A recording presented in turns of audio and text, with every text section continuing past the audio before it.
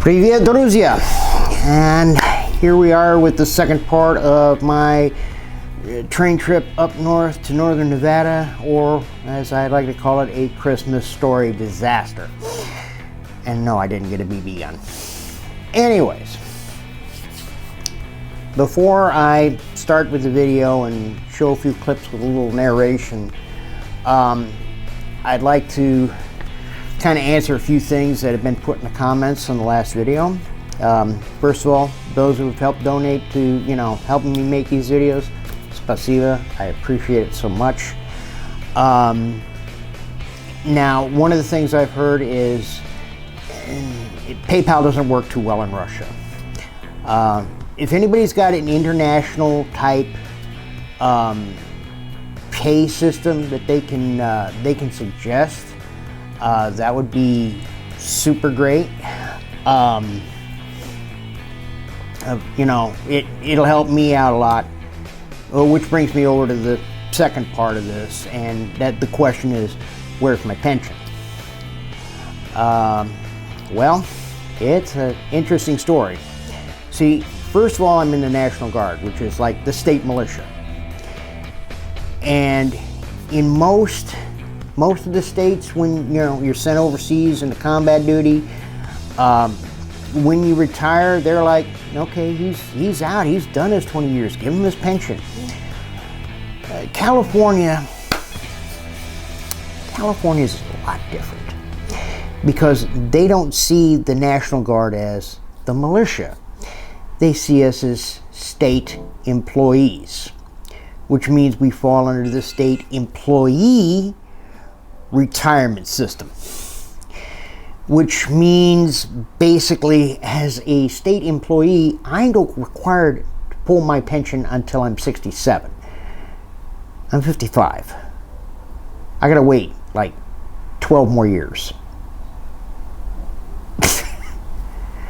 Now, this has been an ongoing battle between the Department of Defense, the Pentagon, which is the Department of Defense, the state military board with California, and the state of California itself to try and straighten this out. And it's been like 20 years because, crap hasn't happened. Last time, the California National Guard went out was like the Vietnam War. And back then, nobody worried about making a career out of it. So, that problem was never fixed. The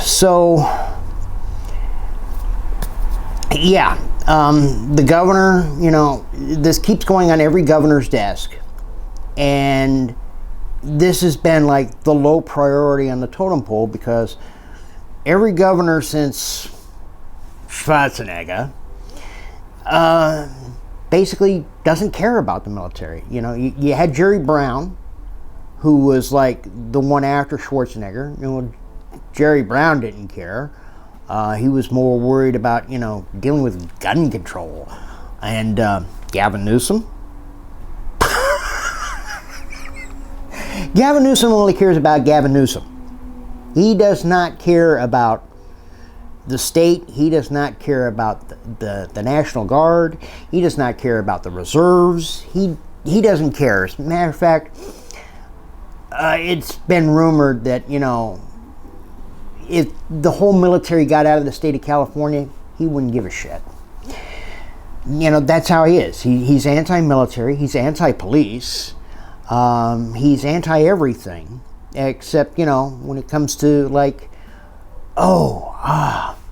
wear a mask. I don't have to, but you wear a mask. Yeah. That's my governor. And like I said, this has been an ongoing battle ever since we started deploying to Iraq and Afghanistan, because everybody's like, hey, look, when these guys retire, shouldn't they retire and start getting their pension now? And like I said, it's just been a stupid battle, and I still got to wait 12 years. I've talked to Congress people, I've talked to senators, I've talked to everybody I can think of talking to. And they just, they give me this little letter saying, oh, well, we appreciate your concern. We hope you vote for us in the polls next election, and we're going to get right on it. And then they get right on identity politics, or they get on, something else. They get on, oh, well, this is the trending concern on the news. We'll deal with that. But, I can't even get my story on the news. I can only get it out here on YouTube. So that's why, I'm saying I'm broke. I don't get a pension from the Army yet. And I don't know, the way things are going with my my mental awareness, by that time I'll be in a home. I don't know. I'll be in an institution. Oh wait, no, I won't be in an institution because California got rid of those. Thanks, Jerry. Jerry Brown. Yeah, he's the one that did that. Okay, and with that all set, and with my little political rant over, let's get on to the disaster of the trip. Now, from Sacramento to Reno, Nevada, is by timetable about 4.5 hours. It wound up being 10. 10 hours in an Amtrak train where I have to wear a mask because I can't step outside, to grab a breath of fresh air.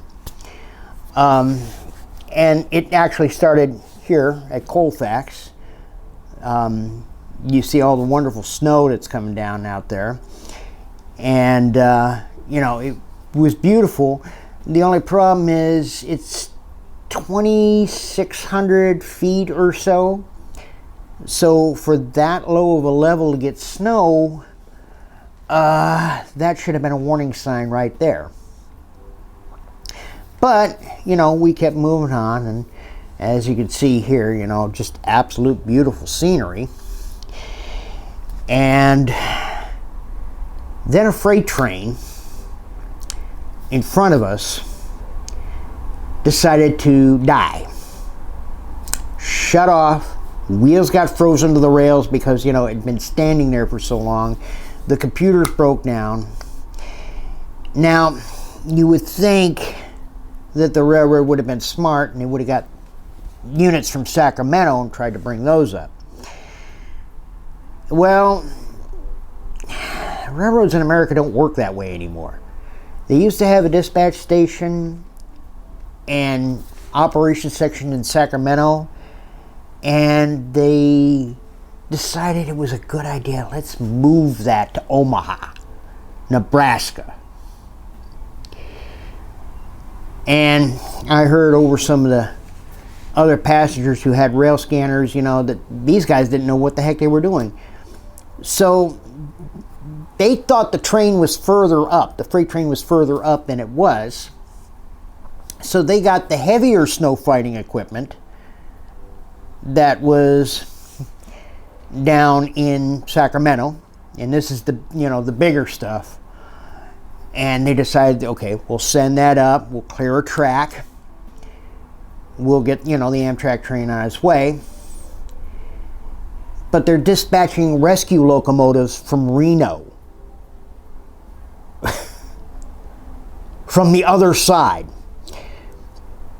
And so they had to plow one track all the way to Reno, and then they had to bring the plow back with the rescue locomotives, and then they had to use some other stuff to clear the remaining track so we could get around, and we couldn't get around because we were stopped at the wrong spot. So instead of getting to Reno at about 4 p.m., 5 p.m., I got there at 4:30 in the morning. Now, from Reno to where Roman lives, still about a half hour away. I couldn't get Lyft. I couldn't get an Uber. I couldn't even get a freaking taxi. Yeah, I couldn't even get a taxi up there. But finally, early in the morning, I show up at Roman's place. So from here, we're going to go ahead. We're going to show some great video of, you know, where I went. But I didn't take a lot of video. I took a lot of just regular camera pictures. So there's going to be a lot of stills. But hey, it is what it is. I know I needed to bring the camera out more and do more things. But we're going to go with this for right now. And again, I've got the links down below. I now have the Cash app, so we'll see how that goes. But like I said, in the comments, if you guys can help me out a little bit financially, and you know of an international pay platform that does this online, please let me know, and I'll see if I can get that to work. But right now, all I have is PayPal, Venmo, and the Cash app. Yeah, with that, once again, spasiba for those who've been able to help me out, and on with the show.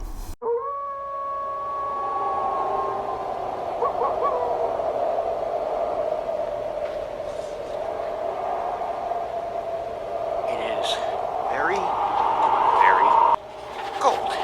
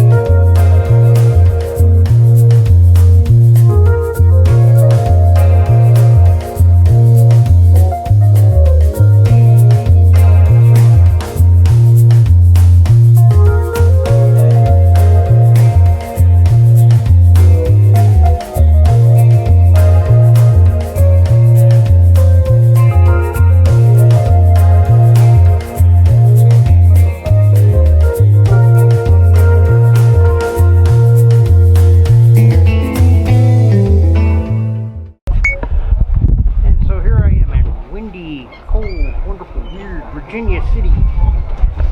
Roman's like way back there because he doesn't want to be filmed. Don't ask me why.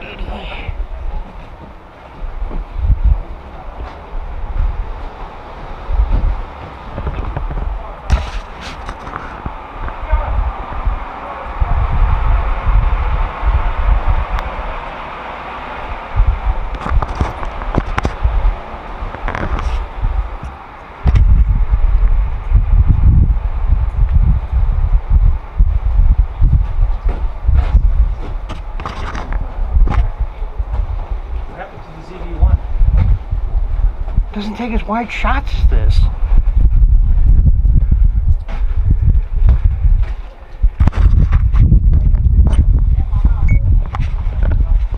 It is snowy, it is cold, but it is pretty. Look at that.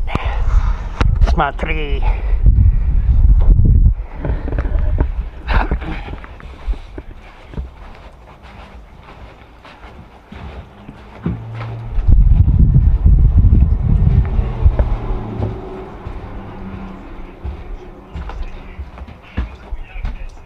Oh, this is slippery. Oh, this is slippery. Oh, oh, the candy shops.